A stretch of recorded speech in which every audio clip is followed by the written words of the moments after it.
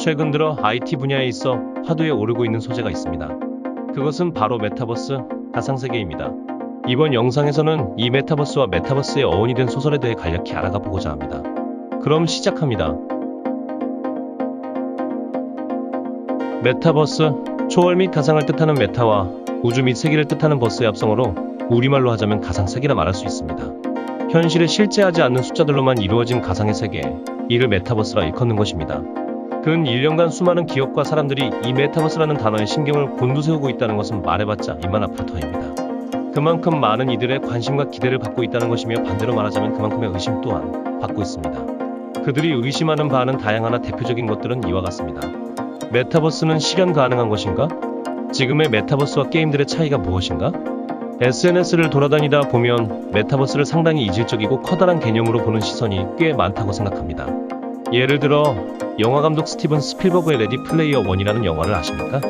그 영화 속 세계관에서 메타버스는 그곳의 경제 체계가 현실에 커다란 영향을 끼칠 정도로 일상 그 자체에 녹아들어 있습니다. 사람들은 그 가상 세계에서 일하며 만남을 가지고 여가를 즐깁니다. 개인적으로 사람들이 생각하는 메타버스란 이 영화 속 세상을 말하는 게 아닐까 생각하곤 합니다. 그러기에 지금의 메타버스를 보고 시기상조라 생각하며 부정적인 태도를 취하는 것일 겁니다. 이는 물론 합당한 의견입니다. 언젠가는 이룰 수 있을지 모르나 지금의 기술로는 이를 이루어내는 게 턱없이 모자란 것이 현실입니다. 하지만 현대 사회에서 이는 메타버스의 최종 목표점이지 당장 이루어내리라 생각하는 일은 없다는 것을 알아주었으면 합니다. 어쩌면 지금이 이를 향해 다가가는 도약점이라고 볼 수 있는 것입니다. 특히 지금의 메타버스를 게임들과 비교하여 부정하는 이들이 심심치 않게 존재하는데, 그 누구도 게임이 메타버스가 아니라 말하지 않았음을 알아주었으면 합니다. 그저 목적이 다를 뿐 틀 자체는 같은 것이나 마찬가지라는 것입니다. 사실 메타버스라는 개념 자체는 상당히 넓은 의미를 내포하고 있습니다. 당장에 우리가 즐겨 사용하는 SNS하며 코로나 팬데믹 이후 더더욱 활성화된 화상통화와 강의, 과거 큰 인기를 끌었던 포켓몬고까지 모두 메타버스에 포함되는 것들입니다.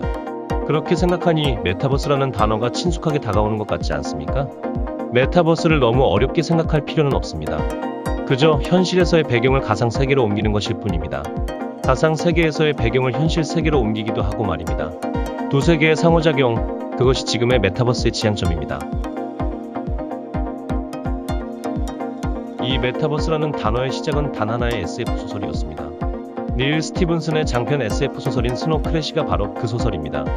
이 소설의 내용을 요약하자면, 미국인 아버지와 일본으로 강제 노역을 가게 된 한국인 어머니 사이에서 태어난 주인공이 가상세계와 현실세계를 넘나들며 악역들과 싸워나간다는 겁니다.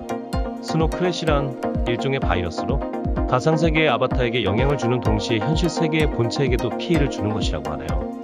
여기서 중요한 것은 1992년 대중들에게는 인공지능, 아니 인터넷이라는 개념마저 생각하지 못하던 그때, 이 소설에서는 이미 메타버스, 아바타, 인공지능, 딥러닝, 사물인터넷, 사이보그 등 몇 년 전부터 대중들에게 알려지기 시작한 것들이 존재하고 있었다는 것입니다. 실제로 메타버스, 아바타라는 단어는 이 소설에서 어원을 가져왔다고 하죠.